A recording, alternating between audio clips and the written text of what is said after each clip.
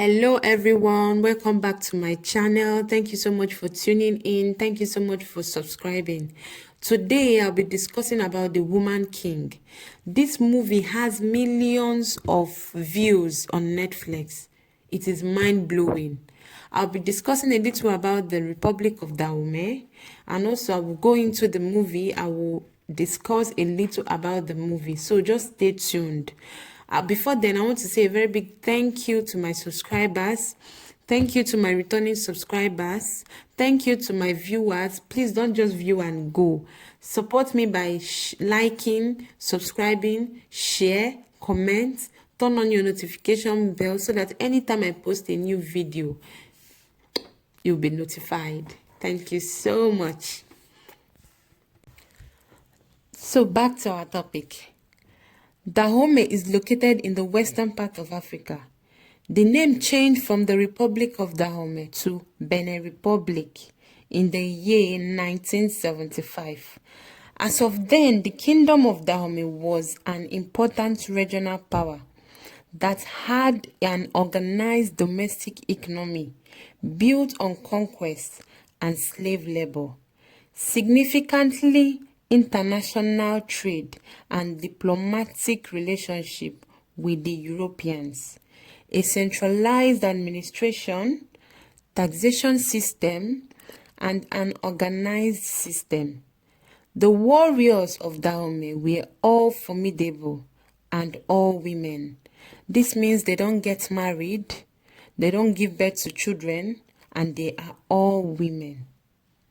In the 17th century, Dahomey flourished under its protection of its all-women military, and that was what inspires the Woman King. They flourished under their women military, like economically in every aspect, they flourished under their women military. The woman warrior of Dahomey were known by many names in foreign language. Some people call them Weto, some people call them Mino, but they are mainly known as the Agojis. Far from the sleek costume of their film counterparts, they also wore tunic and long shorts during combats. The Woman King, a movie starring Viola Davis as a fictional leader of the Agoji, tells the story of this all-woman fighting force. The movie was directed by Gina Prince Bidwood. The Woman King filmed in South Africa. It was filmed in South Africa, yes. The Woman King is loosely based on true events that took place in the African Kingdom of Dahomey in the 1820s. In the film, Viola Davis, which is known as Naniska, is a general under King Gezo, whose real name is John Boyega. She leads a fierce group of female warriors known as the Agoji.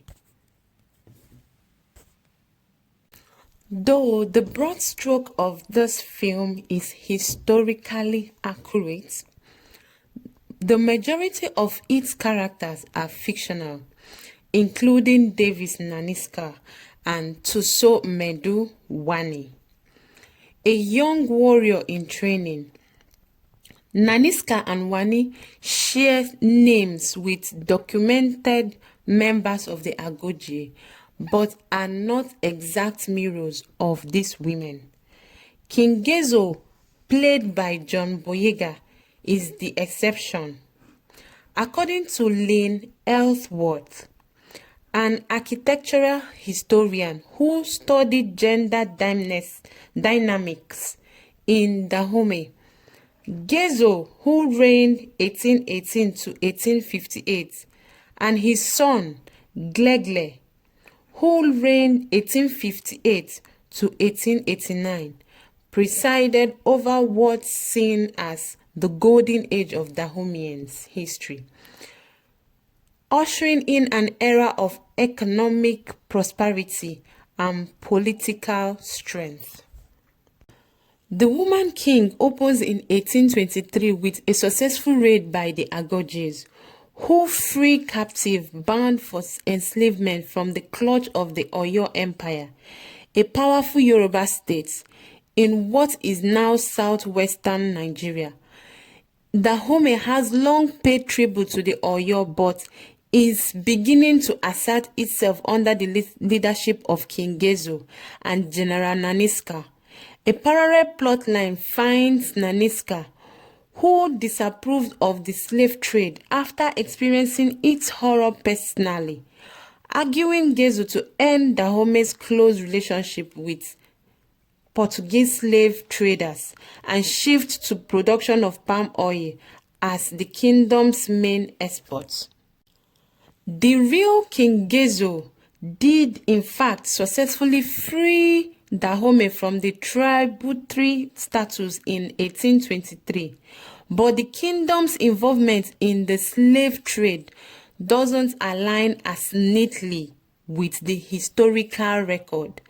As historian Robin Law notes, Dahomey emerged as a key player in the trafficking of West African between the 16th centuries and early 17th centuries, selling its captive to European traders whose presence and demand fueled the industry and, in turn, the monumental scale of Dahomey's welfare. Though the majority of individuals taken prisoners by Dahomey were enslaved abroad, a not insignificant numbers remained in the kingdom, where they served on royal farms, in the army, or at the palace. In truth, Gezo only agreed to end Dahomey's participants in the slave trade in 1852 after years of pressure by the British government, which had abolished slavery for not wholly altruistic reasons. In its own colonies in 1833, though Gezo did at one point explore palm oil production as an alternative source of revenue, it proves far less lucrative, and the king soon resumed Dahomey's participants in the slave trade. Though the majority of individuals taken prisoner by Dahomey were enslaved abroad, a not insignificant number remained in the kingdom, where they served on royal farms, in the army, or at the palace. In truth, Gezo only agreed to end Dahomey's participants in the slave trade in 1852, after years of pressure by the British government, which had abolished slavery in its own colonies in 1833. Though King Gezo did at one point explore palm oil product as an alternative source of revenue, it proved far less lucrative, and the king soon resumed Dahomey participants in the slave trade. This is so funny. The first recorded mention of the Agoje was in the 1729, but the unit was possibly formed even earlier, towards the beginning of Dahomey's existence, when King Hawaja, he reigned in 1645 to 1685. He created a corps of women elephant hunters, alternatively Queen Hamwe, who briefly ruled as regent following the death of her only brother in the early 18th century, may have introduced the woman warriors as part of her palace guard.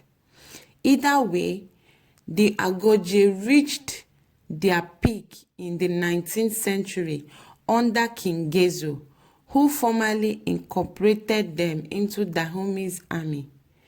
Thanks to the kingdom's ongoing wars. Dahomey male population had dropped significantly, creating an opportunity for women to replace men on the battlefield.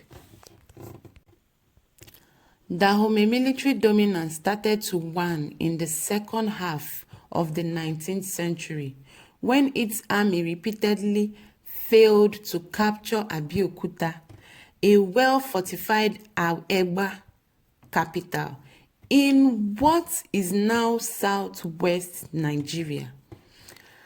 An 1851 battle with the Egba, who'd settled in the region following the decline of the Oyo Empire, resulted in the deaths of up to 2,000 Agoji. In 1864, King Glegle, who succeeded King Gezo a few years earlier, sought to avenge his father's defeat at Abeokuta, but was forced to retreat after just an hour and a half of fighting. Dahomean forces continued to target Egba villages until the early 1890s, when war with the French threatened the kingdom's very existence. Dahomey's encounters with European colonies had historically revolved mainly around the slave trade and religious mission, as the scramble of Africa ramped up.